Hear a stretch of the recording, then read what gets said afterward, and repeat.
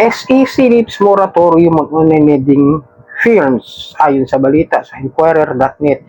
So ano ba ibig sabihin nito na nilift up na yung moratorium ng mga online lending firms, no? Ano ba yung maging epekto nito sa mga borrower? Ano ba ang maging epekto nito sa ating mga kautangan, sa mga pagpapautang, at sa kung ano naman yung mga kailangan nilang gawin o baguhin dito sa pagkakaroon ng lifting ng moratorium ng SEC para sa mga online lending platform at sa mga online lending apps nila ng mga lending companies. Okay? Pero bago natin simulan, maglalambing ako na pakisuportahan ng aking mga social media account, Facebook, TikTok at ang aking YouTube channel.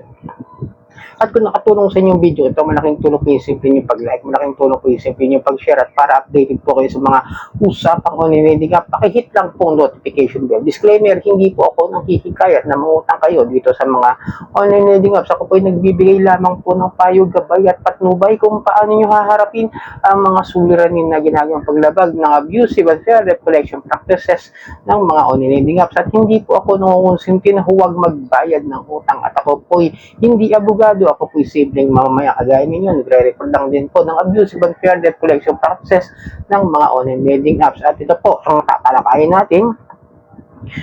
Securities and Exchange Commission lifts moratorium on online lending firms. Ito, okay? Sabi dito, the Securities and Exchange Commission lifted its nearly 5-year moratorium on the registration of new online lending platforms while raising capital requirements to strengthen consumer protection. Nilift up daw nila yung moratorium o yung ban.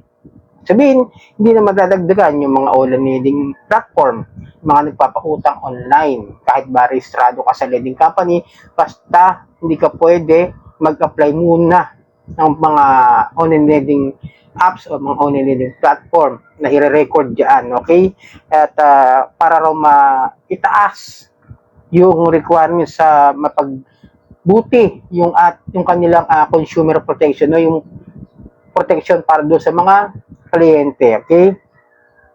Ayun ang meron daw bagong regulatory framework covering financing and lending companies that offer financing and lending products through digital platforms, okay?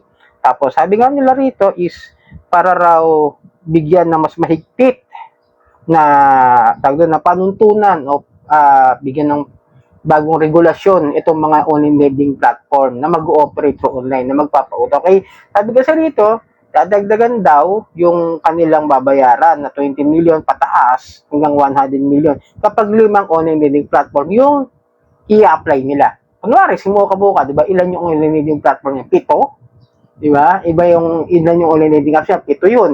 O, ibig sabihin, mas madadagdagan hanggang 5 lang yun. Tapos wala na. Pero kailangan nila magbayad o parang business, doon, yung kapital, kailangan 100 million. Pataas yun, pagka nasa 5. Okay? Kailangan nyo daw yung puhunan. Then, no company will be allowed to own, operate, or control more than 5 online lending platforms. So, sabihin, kung si Mocha, maaaring matanggalan to maaaring mawalan to ng iba pang mga lending platform. Kung Mocha, hanggang 5 lang yan. Kasi 7 yun eh.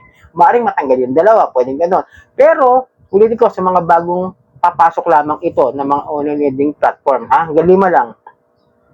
Tapos, sabi dito ay hihigpitan nila yung mga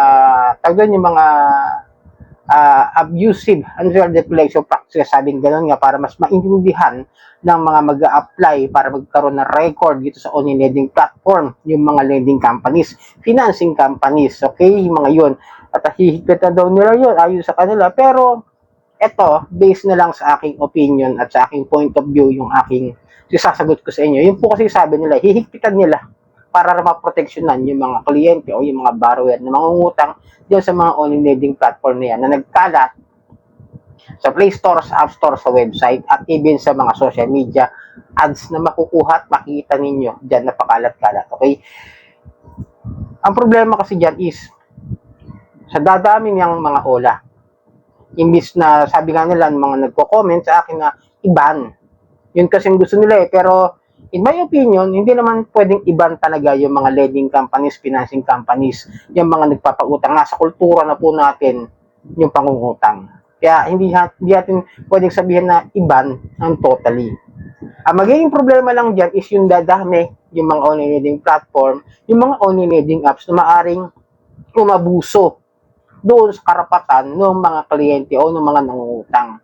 Kasi in the past few years na nangyari na nagkalat na, lumaganap na yung mga online lending apps na yan, di ba? Almost of them, 80% na nakarehistro dito sa SEC in my own research, 80% talagang may abusive and fair deflation practices. Ilan na yung na-raid, ilan na nabigyan CCDC's order, at ang mabigat, nabigyan na record ng revocation. But in that meantime, yung revocation na yon hindi naging ganun kabigat. Dahil ibinabalik din nila yung mga nagkaroon ng kaso sa korte, yung mga na-raid, yung mga maraming complaint, nare-revoke, pero before 1 year, bago mag 1 year, ibabalik nila yung lisensya kahit mabigat yung isinasampang reklamo sa kanila. Kahit na na-raid na yan, kahit na umakyat pa sa korte. Diba? Example mo, si Hyphen, na-raid, nasampahan ng kaso sa korte, na-revoke. Unfortunately, ano nangyari? Binalik lang yung lisensya. So, balik sa dating gawi. Ang madami rin ako nakikita ng comments dyan, bakit ibinalik? Gayong ang dami reklamo. Ang unfair debt collection practices o yung paglabag doon sa karapatan ng mga borrower, lalo-lalo yung mga data privacy, di ba? Doon pa lang sa know your client doon sa mga online app na nagkalat, di ba? Yung know your client na ang iaalaw lang dapat na sabi ng SEC yung information ng tao at hindi yung mag-allowed sila doon sa cellphone, doon sa contacts, sa location, pati nga SSS, pag-ibig, gusto nilang kunin yung mga info ninyo, pati yung mga password dyan sa mga government